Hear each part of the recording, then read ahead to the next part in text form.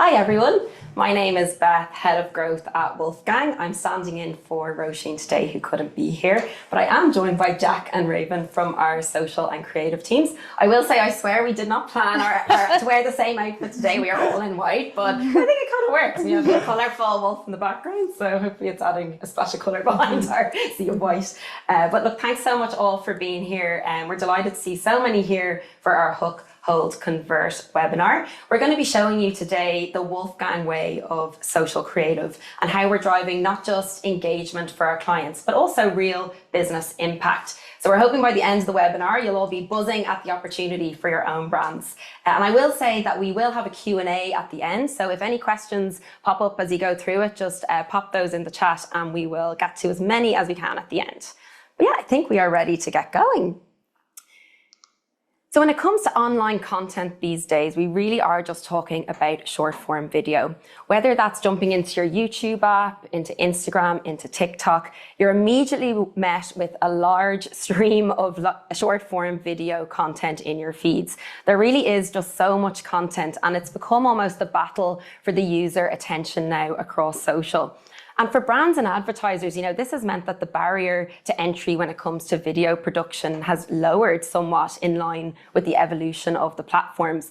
It used to be all about, big video shoots with, expensive, like lots of crew, cameras, lighting, editors after. This is somewhat lowered now. It was really expensive then, and you had to do maybe 1-2 shoots a year max as a brand. You couldn't really do much more. And it was really difficult for brands, if even, to do that many. But now the barrier to entry is so much lower. The costs are lower. All you really need is a smartphone. You need just single person crews. You can edit on your phone. It's so much easier now to actually create content. So I think the challenge now isn't so much in the production of the content itself. It's actually in being able to make video that will really capture the user's attention and stop them scrolling in the feed. So that's what we're here today to talk about. So we want to make sure you guys understand, I guess, how to make your ads look less like ads and more like a video that's going to engage. It's going to be native to platform, and it's going to stop people in the feeds. Before we go into the kind of detail on how to go about that, I wanted to touch on a couple of points on why short form video is a non-negotiable in 2026. So there's 3 main reasons. So I'm going to go into each of these in a little bit more detail. The first one being the appetite for content. So as we all know, the internet has an insatiable appetite for content, in particular short form video. It's really, really addictive. The platforms have engineered this in a way to keep you on their platforms.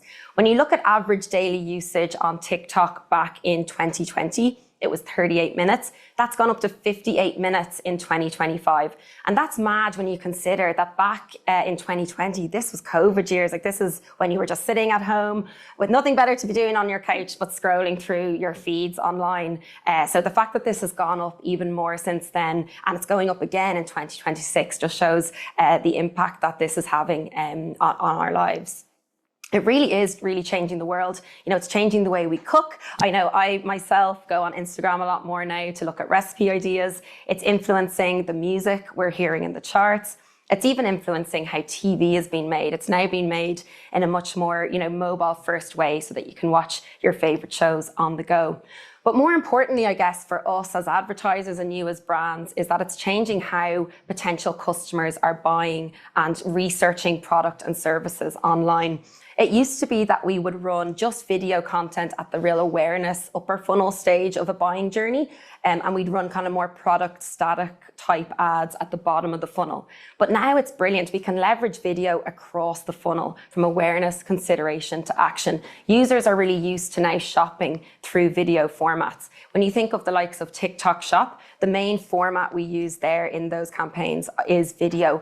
And people are used to looking at a video, seeing the product they like, and buying directly now from the video. In fact, 83% of all TikTok users say they have discovered a new product on TikTok Shop. So it sits in a really interesting place, short form video. It sits somewhere in between the kind of mass awareness TV type advertising at the top of the funnel and the lower product type advertising at the bottom of the funnel. It can both create demand in a much more cost-effective way as well than TV, and it can also capture demand. So it works across the funnel, and that means it's a really interesting and exciting time for brands to get on board with it. The second reason is that discovery is evolving. We all know Google has been absolutely king at discovery really since the internet began, but we are now seeing more and more people navigate to other channels when they're doing their research, when they're searching for products and services online. They might go to TikTok, they might go to Instagram or YouTube to do their research. When we take Adidas as an example, there's actually now more search volume for Adidas on YouTube and TikTok combined than there is on Google. So if you're only advertising on Google, you're missing out on such an opportunity to get in front of potential customers that are on these other platforms. This is particularly important for that younger demographic. Over 40% of Gen Z users said they go on TikTok or Instagram to search now instead of Google, which is mad. They go straight to these platforms. They're not going near Google. This is especially for product reviews, recommendations and how-tos. I know Gen Z mightn't be the target market for every brand right now, but these customers are the future of your targeting. And it's really important, you're future-proofing your strategies to be on these platforms to get in front of these audiences when they grow up a bit. And I think also important to note that it isn't just the younger demographic that is currently on these platforms. I am a 36-year-old millennial. For the first time last year, I researched my entire summer holiday on Instagram and TikTok. I was going to Mallorca and I was looking up different things to do, where to stay, where to eat on the Instagram and TikTok platforms. That's mad. I used to always just go straight to Google. So it is amazing how that's changing for me personally. My friends, I know I spoke to Raven yesterday. She mentioned that her mother, who is 60, goes straight to TikTok now for how-to video content ideas, kind of used to how to do things there. She's also shopping on TikTok Shop as well. So it really is for all demographics. So it is important to note that you aren't just missing out on the younger demographic there. People are buying, and that's growing in all demographics. And the third reason why short form video is non-negotiable is to do with the social AI algorithm changes. As many of you will know, we're seeing these new AI campaign types now across different platforms. You have Advantage Plus on Meta, Smart Plus on TikTok. We even have the likes of Performance Max on Google. They're really coming out on all the platforms. And while they can be great for performance with the right data fed into them, it means as advertisers and brands, we're losing control of the levers we used to be able to pull for optimization, such as targeting, placements, bidding. We no longer have as much control over these elements. The one element we do still have control over is creative. This is how we can help our brands stand out, our clients stand out from a really crowded place online.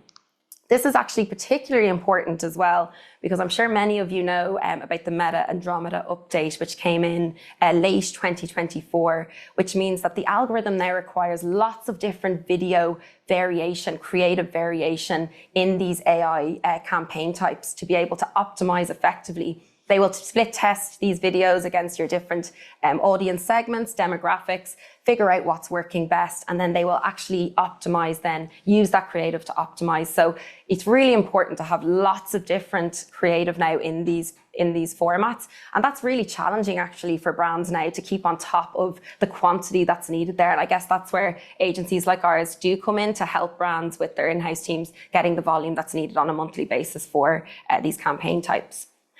So yeah, in a nutshell, that's why it's absolutely non-negotiable to have short form video as part of your strategy in 2026. I just want to loop back in on one thing I mentioned at the beginning, the battle for user attention. I'm sure lots of you are running video already on social and you're seeing maybe potentially people dropping off at an early stage of your video. I promise you, you're not alone in that. We do audit a lot of social accounts, and we do notice that the general point that we see people dropping off videos is around that 2-second mark. And when you consider the attention memory threshold we as humans have, anything under 2 seconds, we're just not going to remember that video. So everything we're doing at Wolfgang is aiming what we call flattening the curve.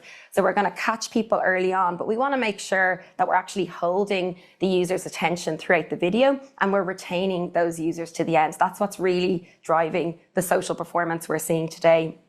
So really, how to create video your audience want to watch. There are 4 main things to consider here. So Creative strategy, absolutely the most important thing here. We do see a lot of brands, doing the more reactive, trend-led type content on social. This absolutely has a place. It's brilliant as part of a strategy, but it shouldn't be the kind of be-all and end-all of the strategy. You really do need to understand the audience, what they're engaging with, and building out almost a long-term, like evergreen content plan to engage with them throughout the year. Then understanding your audience, like this comes hand in hand with strategy. If you don't understand your personas, the algorithm won't either. You need to create lots of different variations for your audience personas, test and learn with each of them and see what they're engaging with. This is particularly important for that Meta Andromeda update I mentioned earlier. Measuring video success correctly then. This is another one we see that brands maybe look a lot at view rate, cost per view. These kind of metrics are good, but they only tell you really how many people you're reaching, how many people are watching to 2 seconds. They're not really showing the longer term impact and how people can really engage with the videos. We need to look at hold rates, retention rates, also things like search uplift. So after someone's watched this video, are more of them now searching your brand off the back of this video? We need to be able to see the wider impact, not just the initial view. And then finally, probably one of the most important here as well is to be truly authentic. Like this is particularly important in this age of AI and an oversaturated influencer market where brands really can only stand out now if they are truly authentic. Leveraging your customers, leveraging employees as well. You can leverage micro influencers, micro creators. They're really great ways, I guess, to give your brand a bit of personality and make it look real, that people want to buy from people. So that's ultimately the most important thing when it comes to this type of content. So yeah, that's the why, I guess, short form video is so important now. So I will pass you to Jack, who's going to go into more of the how, why it's so important, and using data and using data to inform our short form video strategies. Perfect. Thanks very much, Beth. So yeah, we kind of know the lay of the land now, right? We know that kind of discovery is evolving. We know the latest kind of algorithm updates, and there's a huge appetite for content out there. So basically, how do we go about it? How do we use data then to kind of inform our short form video strategy? And the first thing I'd like to know is that kind of making good content, it's very hard, I'm sure, like me, many of you have been in this situation in the past where you have this kind of late night eureka moment. You're saying, get this up tomorrow, this is going to absolutely land, and then it's just a massive flop. And you're left with egg on your face and it just doesn't perform. Now, obviously, we want to avoid this situation at all costs, right? And what we can do is we can kind of use data or insight to make sure that we kind of set ourselves up for success with our creative. And what we do is we use kind of a couple tools to do that, and we look at the customer journey in this kind of sense. So it starts with that kind of engage me phase, right? You're scrolling on social media, you're kind of looking for updates on your friends and family. You're not really out there looking to be served an ad or to buy something specifically. So what we're doing here is we're kind of like stop users in the feed, get them to watch at least for a couple of seconds and engage them with your brand. So a lot of that is kind of stuff that looks less like an ad. It's more like a trend or tapping into kind of pop culture, that sort of thing. So we start with the kind of engage me phase there. Then we move into the kind of excite me phase, right? So this is where, you've had that touch point with the brand, you're very engaged. So how do you get people excited? People start searching about your brand. So they've had that touch point and now they're trying to learn a little bit more about your product or your service. And what we do here is we look at kind of keyword research or search queries in relation to your industry and use that to kind of develop content. And then finally is the entice me phase, right? So this is the highest intent. This is, we've been engaged with your brand. We're doing a little bit of searching, but we're just waiting for that buying trigger now. So that's, scraping the likes of Reddit to see like what insights we can pull there. Users would be watching lots of product reviews, UGC. So that's kind of the one thing where we're trying to pull out a key insight to just get that purchase across the line. So that's a really easy way to remember is kind of engage me, excite me, and then entice me. And no, that's not a quote from 50 Shades Grey. That's just a very simple framework to kind of develop your short form video strategy. So we'll look at that in a little more detail now. So engage me, right? We use different tools here to kind of tap into, I guess, cultural moments. So you can see this example I've pulled here, things that have been popular at the moment, like the Golden Globes, like the new Leo kind of meme has just dropped, or Valentine's Day is obviously coming up, as well as, Hamnet has been quite popular on TikTok lately. So what we're doing here is we're just trying to identify that intersection between your business and a trend. And it won't always be there. You don't have to jump on every trend, but you're just looking for the right one to kind of tap in at the right time. And here's a kind of client example based on that that's a little bit more straightforward. So you can see denim was trending about 109% up. So what did we do? We just made a very simple short form video that was kind of a denim jeans report, essentially, very engaging and very natural looking. And what we drove with that was a 13% increase in traffic to denim pages, as well as comments here. You could see people like tagging their friends, commenting, liking it, saying it. You know, the algorithm is spot on here. That's gold dust to us, really, because people aren't noticing it's an ad and they're engaging with it. So that's helping us build up really positive kind of signals with our audience. From there, we move to the kind of excite me phase, right? So this is where, you know, you've had that touch point with the brand, you start searching, trying to find out a little bit more about it.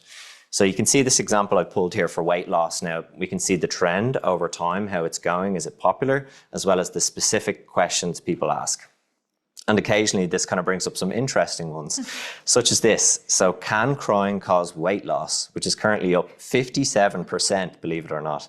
And with that, you can see the kind of creators that have jumped on it already. You know, the most cursed way to burn calories, or is crying during your set optimal? And you can just see how well this kind of content is doing. Like, if you look at the sheer amount of views and likes there, like, you know, it's a bit of fun and it's kind of tapping into the culture there. So it doesn't always have to be that slapstick, but I guess if you keep an eye on those kind of search queries, there's always a conversation to tap into there. So yeah, can crying cause weight loss? Might give it a go in my local Fly Fit this weekend. So if you see me crying, please do not intervene. Here's a more practical example though. So this is for one of our clients, Body Slims. What we noticed was that can you lose weight without exercising was trending massively. So what do we do? Very simple short form video answering the question. And then we amplify that through paid media. So Meta, TikTok, Google. What we noticed at the time was that was starting to rank in search results as well because it was so relevant. And I guess the latest advancement of that is AI overviews now. It's starting to pull in the likes of TikToks, YouTube. So it's a very kind of future-proof strategy is what we'd say.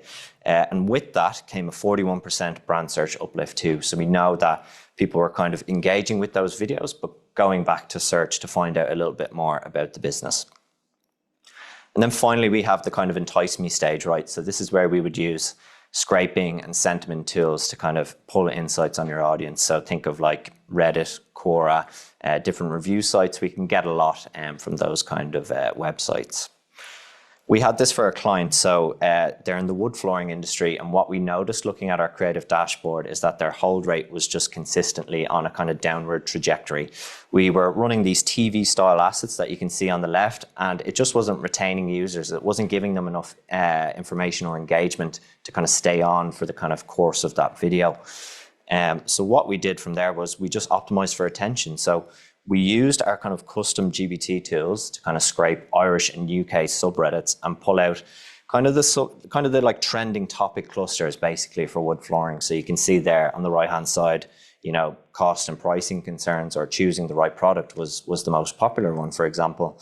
And what we do is we pull kind of the top performing search queries there, and we just create a very engaging short form video straight to the point, you know, how to choose the best type of wood flooring for your home. Very engaging and answers a question that audience actually has. What we saw with that strategy was a 23% stop rate uplift. So that's, you know, people in the feed actually stopping and watching the video at a higher rate.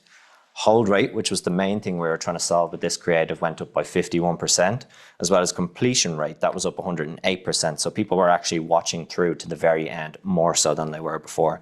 And with that came a very nice uptick in revenue for the business. Some additional tools that we'd use as well is the likes of review mining. So this is where we would have, you know, a custom GBT, and we'd scrape through your kind of positive and negative reviews and use that to kind of inform our creative or put in what we'd call buying triggers. So what did people like most about the service? And let's include that in the creative, as well as social listening. So social listening kind of helps us keep our finger on the pulse of these things, see who's talking about our brand, who's mentioning us, and whether it's kind of, you know, positive or negative. And we use that to kind of inform what we say in our ads. So this is what we'd call, in a nutshell, the Wolfgang way of performance creative. So you take all those insights that I've just talked about with the different tools, and we comprise them into the key insights from there. What we do then is we kind of move them towards your personas. So you might have some internal personas already created, or what we can do is kind of formulate our own buyer personas based on all that data we've just pulled. Once we've kind of addressed that link there, what we do is test basically different forms of ads. So you can think of typical copywriting frameworks, problem, agitation, solution. What if we moved solution to the start of the video or agitation to the start? Lots of different A/B testing going on here. And then like Beth mentioned earlier about Andromeda, what we're doing is we're plugging it into the kind of system of Andromeda as well as other platforms such as kind of Meta and TikTok as well. And what kind of they say now is that, creative is the new targeting basically. If your creative is strong enough, basically the platforms will be able to analyze it, say, okay, this is the purpose of this ad, and then match it with someone that actually engages with similar content. So it's way kind of easier to find your audience now with that approach, but you also need to make sure that your creative is very to the point and very to your personas. And of course, as well with that, no creative or short form video strategy is kind of complete without kind of a key way to measure your success and kind of improve on it from there. What we call the tip of the iceberg here is kind of what Beth was mentioning earlier, looking at things like views or cost per view. It only tells you so much, really. It doesn't tell you maybe why your creative resonates or where people are dropping off. So from there, what we do is we look a little bit deeper, right? We kind of look at stop rate, the start of the video, hold rate, that kind of key body or key message of your video, as well as completion rate. Like, is it actually engaging enough to keep someone through to the very end? And then from there, what we look kind of, I guess, longer term of a creative strategy is, are all the important metrics going up in line with that organic revenue? So are we running more of a short form video strategy and organic revenue is going up over time? That would be a key indicator that we've, created a bit of brand recall and people are going back through Google and buying organically from there, as well as search volume, right? So if you're kind of creating conversations around your brand, people are going back to Google or even TikTok for that matter, and trying to find out a little bit more about your business. And then finally, sentiment. So whether it's kind of pre-purchase or post-purchase, we look at what people are saying about your brand online there and use that to kind of gauge, okay, whether we've been effective in creative recall or, are the reviews for your business positive and how can we build upon that momentum? Finally, we basically hold all that within our kind of bespoke creative dashboard, which is always improving. And what that helps us do essentially is ask the right questions. So if we notice that hold rate is down for your business, like in the example earlier, we'll say, okay, we know that we need to pass that hook phase, engage people a little bit better, get the message across clearer and quicker. As well, we tend to look at, some of the metrics I've just mentioned, organic search revenue, search volume, that sort of thing, so that, we're not just making engaging ads, they're actually leading to an important business result for you as well. And then finally, it helps us to kind of A/B test different things. Like I was mentioning, maybe humor works pretty well for your audience, or maybe it's something that's a little bit more to the point, straight answering the question. So there's multiple things we can do there with our creative dashboard. But of course, that's kind of the insight-led approach to creating a short-form video strategy. But a really important part, like everything, is a bit of balance, right? So it's adding that kind of instinct to it as well. You can kind of think of the data as like the kind of head of your creative, and then the kind of human-led part of it is kind of like the heart, right? Which is really important. And speaking of heart and soul of your creative, I'm going to pass you over to Raven now, who's going to help you a little bit more about understanding your audience. Fantastic. Thank you so much, Jack. First of all, shout out to my mom for shopping on TikTok Shop and sending me such amazing candles and products. That's definitely a brand that understands their audience. If you think about it, she clearly engaged with this piece on TikTok, started investigating, and of course went to TikTok Shop and actually completed a purchase. So they definitely understood how to make a video for an unconstrained 45 plus adult woman, if you will. But that's why understanding the audience and the heart and soul is so important. And it's something that we do, and especially that I do as a creative strategist, once I take those insights and I actually start delving into more of the qualitative and the relational data that comes with auditing and analyzing an audience. So our first two steps are, of course, auditing that user behavior. As I mentioned, what are they interacting with? What could make sense culturally? What could make sense, conversationally? Like, what is the discussion around, either the theme or the brand or the product, something like that. And then we take that relational data and we uncover the audience insight. Now, I've got two great case studies for you with a couple of videos in between to really show you how we add that heart and soul into the head of our strategies itself. And the first one is for one of our clients, Intersport Alvarez, who's been with us for a very long time, and just recently started their short form video journey with us. So they, of course, were producing their own content on their side, and their content was very much targeted towards men men 25 to 34 who are one of their buyer bases, that's for sure. And so let's look at a clip of a piece of content that definitely targets that audience. I feel like I need to be lower. Get ready. Hey guys, I'm Andrew Porter, and this is the Strike Like a Lion Challenge. Get ready. Go. Keeps giving me one.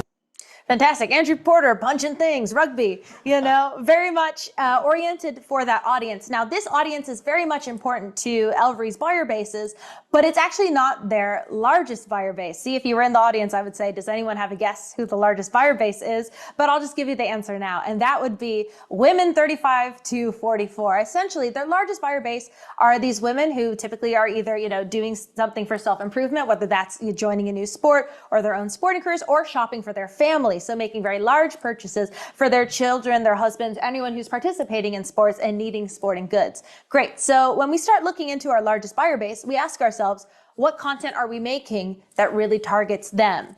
So we started to investigate what sort of content we could add into their roster so that we could also be honing in on this buyer base. So we asked ourselves what women 35 to 44 plus want, and we started analyzing videos on TikTok, so in niches like Mom Talk, as well as just the best performing sports ads for women. And what we started to discover within the themes was that there was a pattern of featuring heartfelt moments. So whether that's seeing your child be successful on the field, or, relatable humor, that gym bag stinks, these sorts of things. And so we took heart and humor and we decided that those were going to be the main content pillars of the pieces that we were going to create for Intersport Elvery's. So I'll show you an example next up. You'll remember last summer there was a narrator trend, if you will, like this is Jack, or this is Beth, where someone is the main character of their story. We took the narrator trend and we adapted it where the mom was the main focus and she essentially saves the day, saves the school year by shopping with Intersport Elvery's. But I'll stop talking, let me show you a clip. This is Shelley. Shelley said she was just nipping in to Intersport Elvery's for school bits, but 45 minutes later, she's walking out with bags full of runners, backpacks and socks she didn't even know they needed. Fantastic. As you can see, it very much relates back to our audience who would be doing their back to school shop at this time, and it really resonates with that buyer base. The other thing that we did was we were able to repurpose interview content featuring funny moments from the child models that they used for their back to school campaign in a way that's a bit more social friendly. So I was the editor behind this project and I took inspiration from a channel called Recess Therapy, which very much is about interviewing small kids about their dreams and their hopes. And it's very wholesome, very funny, and in a very much social first way. So I took that inspiration, I saw the success of it, and then I applied it to a way that would apply to our buyer base. Let's watch another clip. What does it mean to be a game fan? Sorry. Probably teamwork, talking, and probably scoring goals and points. It means for teamwork and to score goals. It means a lot.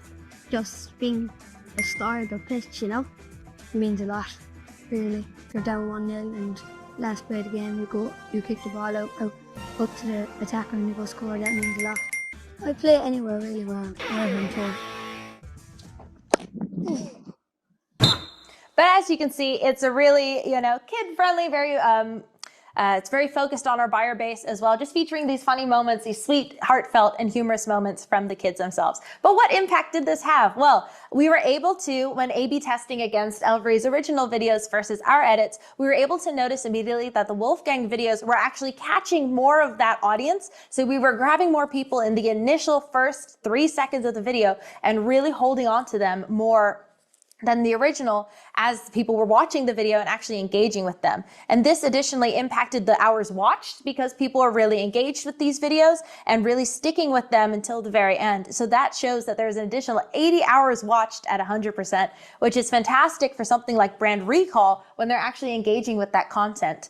And this, of course, delivered us a decrease in cost per view. So that was a 20% decrease.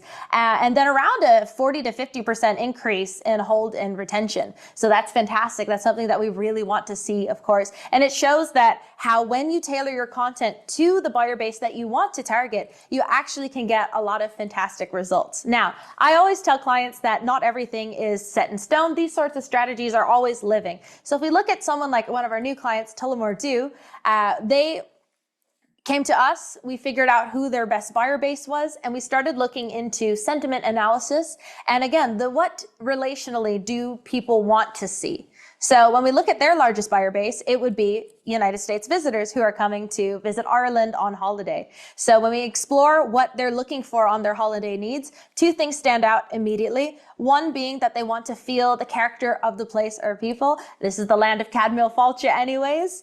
And of course, they want to enjoy authentic moments with locals. Okay, great. Those are two really strong reasons. So we take those reasons and then we start developing our ideations around that, as well as the insights such as keyword search, like Jack had mentioned earlier, of what people are discussing online in terms of search and then what they want to feel. So we combined the both of those and we started testing a few different styles of video, some being drink making videos. So how to make an Irish coffee was a search. They want to feel the locals. Let's have someone make an Irish coffee. So we had that. We had some scenes from the tour itself. So discussing some fun facts around the venue itself, or even some pieces that distillers might use. And we created this series of videos so that we can start testing to see what is actually working. So our approach for this whole series of videos was that we wanted people to get more out of their Irish experience by visiting Tullamore Dew and positioning it as the unmissable Irish experience if you want to experience the real Ireland. And what's more real than, of course, Ireland's hidden heartlands? When we started creating our videos, we were looking, of course, at the results, as Jack had discussed before, through our creative dash, and we noticed a standout piece, which was this one with Frankie, one of the tour guides, discussing a piece of equipment that the distillers use called the distiller's dog. This one had the highest click-through rate, and I'll show you the clip that showed me as a creative strategist, oh, this is the direction we need to start moving in. So we're about to head into Warehouse 1. This is the best part of the tour, folks. But unfortunately, you can't come. Not unless you book. Oh, sorry, I didn't know you were following me. That little bit of personality was the difference between all of our other videos as well. So that showed me that what our audience is seeking is the actual personalities of the people that they're going to meet and who are leading their tour. If you think about it, the tour guides, they all follow the same script, but it's about who they are and what experience they can give to the guest. That's what separates something like Tullamore Dew Distillery experience from something like Guinness Storehouse or Middleton Distillery as well. So we took that and we went back to the distillery and we started discussing with the tour guides just what's some of their favorite things about being a tour guide. Do they have any special memories? And this is a standout piece from one of the tour guides, Daria, and it had an average watch time of 17 seconds. So if we remember that 2-second memory threshold, this is essentially 8.5 times that. So let's watch the video that Daria created. Hello, my name is Daria. I've been a tour guide here for almost 3 years. My favorite thing about being a tour guide, meeting people from all over the world. We had one group fully booked out, private tour. It just so happened that they all came from Poland and only one of them spoke English and he was going to translate for everybody. So we swapped people around really quickly and I got to do the whole thing in Polish. I'm originally from Poland, so got to do it in my native tongue. It was absolutely brilliant. They loved every moment. A couple of days later, a little box came into the distillery with a little gift from them, which was very, very sweet. And this video is such a great example that, this is not just a tour, but this is an opportunity to potentially make a friend along the way. I know I sound very Mad Men when I say this, as I'm relating it up, but it's true when it comes to the actual strategy. The heart of the video is so important. And like Jack mentioned earlier, instinct is also, once you have the insight and you understand these things, instinct can play such an important role. I really do believe that though insight, of course, is the meat of the whole strategy, really the creative team that we have here at Wolfgang is the sauce, So me and the man behind the camera, Killian, went out at the distillery. All we needed was a video of a seatbelt to send a copy clear, if you know, you know. And we started talking to the bus driver and we started talking to the guests who loved the bus drivers, and this became the video with the highest click-through rate of any of our videos. When we looked at the actual stats, they were the exact same. The click-through rate of 5.98% was the exact same as the view-through rate, which essentially one could interpret as everyone who watched this entire video went to click through on this. But I'll let this guy do the talking for me. It was fantastic. Absolutely. The guide was superb, as was the driver, Jim. John and my driver, Jimmy. Jim. My name, Jim Cooney, Hollywood Savers. I was driving for schools for 44 years, 2 years doing the driving.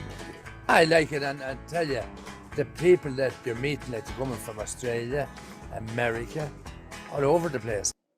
Fantastic. And so through evolving our content to, be more tailored to what the audience really wants to see, we were able to get some amazing results, including a 43% increase in view rate, a 77% increase in click-through rate, a 67% decrease in cost per click, and of course, an 11% increase in monthly tour bookings. And once again, like the Elveries, you'll notice when we were A/B testing these, we were seeing an increase in viewers that we were able to just catch based on the style of these videos. And you'll notice too that these are mostly phone-led style videos that are very social first. And so that's how you can really start involving, creative strategy in terms of heart and head when it comes to your video content. But I'll hand you back to Beth to wrap it up.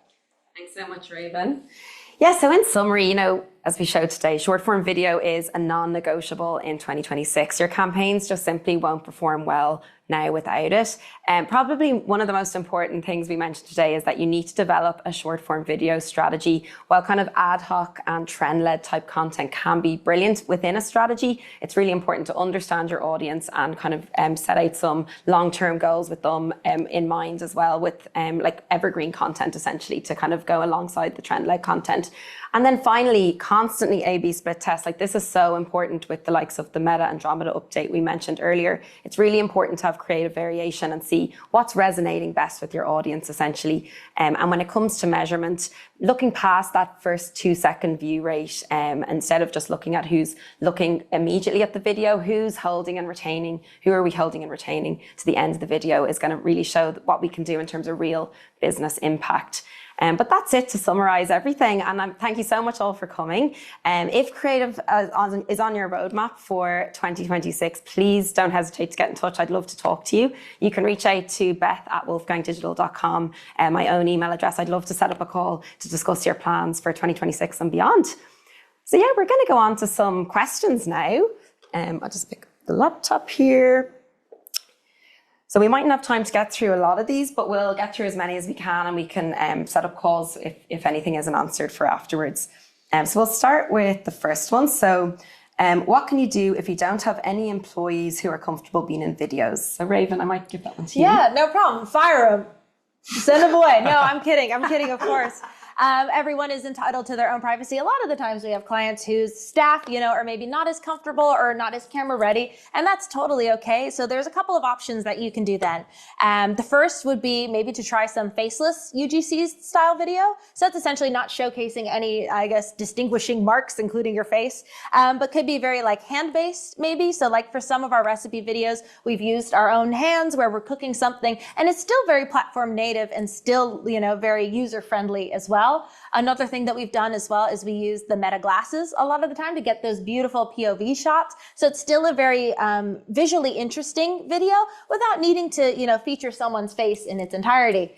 The other thing that you could do as well is get a micro creator or a UGC creator. There are plenty of those, and those are typically hired out to essentially be a little bit of a brand ambassador for you. So that's their job, of course, is to be on camera to discuss your product or your service and, just essentially present it to their own audience, or in some cases for UGC, that's ownable content for you. So you can present it back to your own audience. So there's two great options. Great, thanks a million, Raven.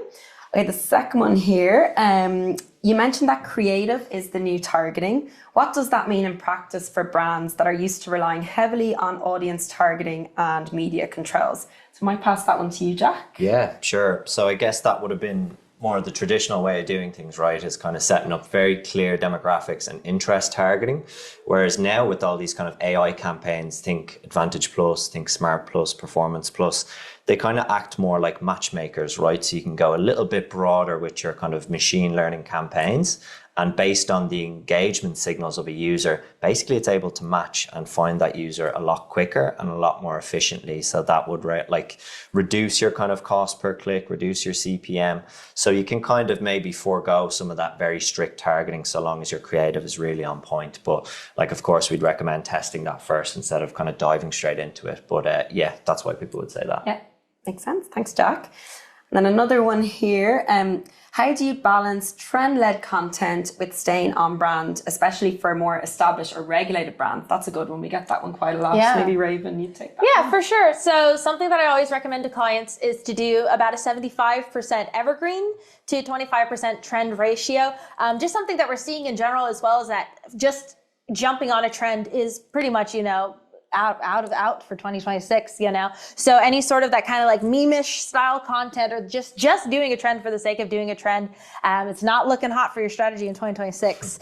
But what we notice is that with a 25 trend to 75% evergreen content split, you can still get the benefit of having maybe jumped on a trend, but then the evergreen content really helps to bolster your overall strategy. So I know that Jack would probably agree with me in that 100%. When you're setting it up for the campaign, you can get those trends to really boost in the algorithm, but then the evergreen helps once you've got that warm audience. Exactly, yeah. Like if you do kind of mostly evergreen content, obviously you're going to have more shelf life on your content, right? Whereas sometimes trends are quite short-lived.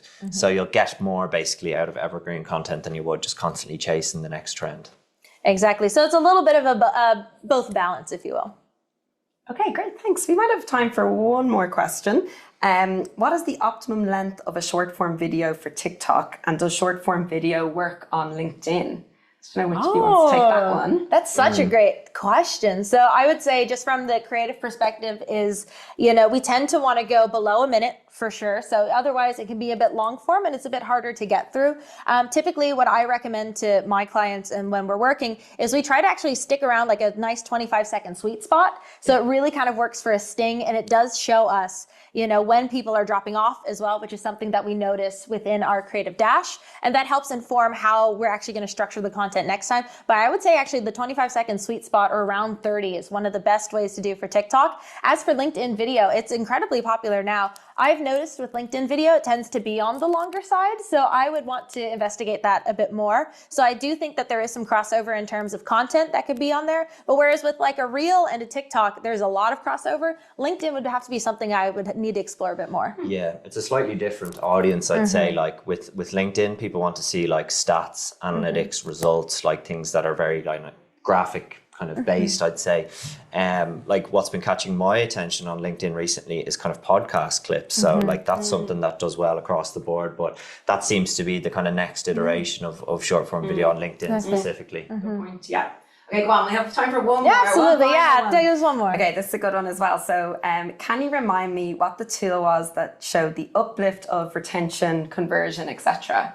So probably the creative dashboard is basically what I'd be thinking there. So yeah, for all of our clients, basically we have a creative dashboard which would look at those metrics that we discussed today. So that's stop rate, hold rate, completion rate.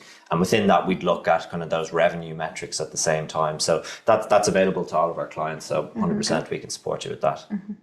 Great. Well, thanks so much, everyone, for joining. We are out of time, but thanks so much for coming. And look, if we didn't get to any of your questions, please feel free to reach out. We'd be delighted to jump on a call or send you an email. But yeah, thanks so much, and hopefully see you all soon. Thanks, everyone.